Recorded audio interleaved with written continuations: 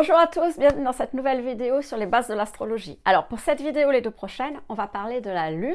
Et donc la Lune, qu'est-ce qu'elle représente dans votre thème et comment on l'interprète en signe et en maison.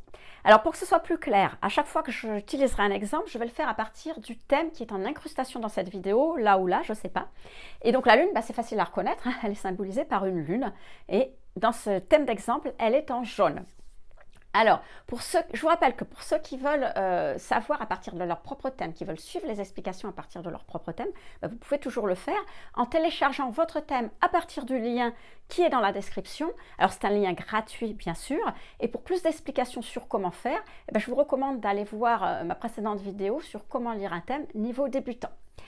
Alors, dans la vidéo précédente, on avait vu que le soleil représentait votre personnalité, c'est-à-dire qui vous êtes, comment vous agissez et comment vous réagissez aux événements de la vie, on va dire de manière spontanée, sans réfléchir, mais de manière consciente, c'est-à-dire que quand même, vous avez la main sur ce que vous faites, alors que la Lune, pas du tout.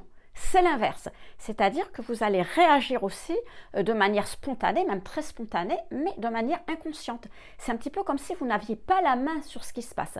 Imaginez par exemple que vous êtes en stress, que vous avez quelque chose qui vous inquiète ou qui vous angoisse. Vous allez réagir machinalement et émotionnellement. Et là, dans ces cas-là, eh bien, c'est votre Lune qui va réagir et non pas votre Soleil. Ce sont vraiment vos instincts. Hein, c'est-à-dire, c'est vos raisons inconscientes, vos motivations inconscientes, vos sentiments inconscients, tout ce qui est instinctif. La plupart du temps, d'ailleurs, ces réactions inconscientes, elles peuvent nous pénaliser. C'est-à-dire que vous allez avoir dans certains types de situations ou avec certaines personnes, vous voudriez réagir différemment, mais vous ne le pouvez pas. C'est comme si vous étiez programmé. C'est-à-dire que vous allez toujours avoir le même type de réaction et le faire de la même manière. Et ça vous énerve, parce que après coup, vous dites « Ah, mais pourquoi j'ai fait comme ça? Mais j'aimerais réagir différemment. Ah, mais alors, c'est pas normal. » Et justement, ça induit de la part de vos interlocuteurs, justement, un type de réaction qui ne vous plaît pas. Et vous ne pouvez pas, parce que vous êtes programmé comme ça. Et cette programmation, c'est votre Lune. Alors, qu'est-ce qu'on va faire dans ces vidéos? Justement, on va aller voir où elle se trouve en signe et en maison, et on va aller voir non seulement qu'est-ce que ça induit comme comportement instinctif de votre part. Donc, à partir du moment où vous le comprenez, déjà, vous le passez au niveau conscient et non plus inconscient, et donc vous allez pouvoir avoir une espèce d'action dessus. Alors, je ne vous cache pas que ça sera très long, hein, c'est jamais facile d'agir sur nos programmations inconscientes, mais au moins, déjà, vous savez pourquoi vous réagissez comme ça.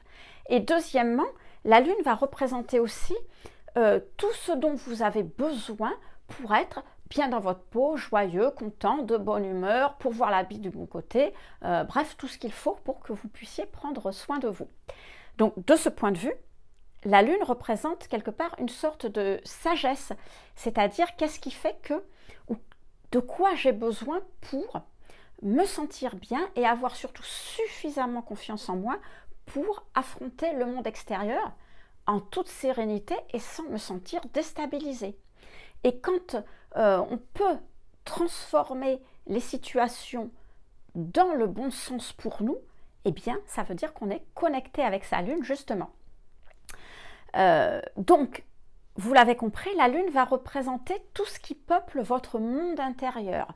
Ça va être vos émotions, vos ressentis, vos souvenirs, votre imagination, vos intuitions, ce sur quoi vous n'avez pas forcément la main, mais si vous arrivez à comprendre, grâce justement à votre thème, ce qui s'y passe, ce qui s'y trouve, vous allez pouvoir travailler un petit peu dessus et peut-être le transformer, toujours bien sûr dans l'optique de prendre soin de vous, vous sentir bien et puis prendre soin des autres aussi, pourquoi pas, hein. Comment utiliser votre monde intérieur au mieux. Alors, voilà ce qu'on pouvait dire sur les généralités de la Lune, bien sûr, sur ce qu'elle représente. Alors, on va s'arrêter là pour cette première vidéo parce que sinon, ça serait beaucoup trop long. Mais dans la prochaine, on ira voir la Lune en signe, signe par signe, pour justement travailler dessus. Alors, je vous dis à très vite.